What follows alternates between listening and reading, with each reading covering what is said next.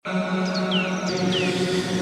الله الرحمن الرحيم والفجر وليال عشر والشفع والوتر والليل إذا يسري هل في ذلك قسم لذي حجر ألم تر كيف فعل ربك بعاد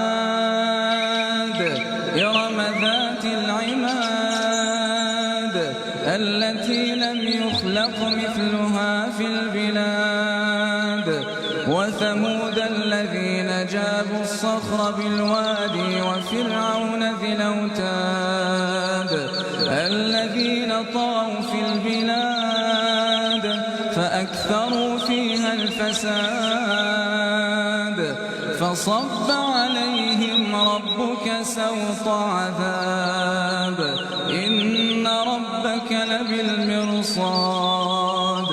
فأما الإنسان إذا ما ابتلاه ربه فأكرمه ونعمه فيقول ربي أكرمن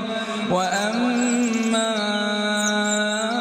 إذا ما ابتلاه فقدر عليه رزقه فيقول ربي أهانني كلا بل لا تكرمون اليتيم ولا تحضون على طعام المسكين وتأكلون التراث أكلا لما وتحبون المال حبا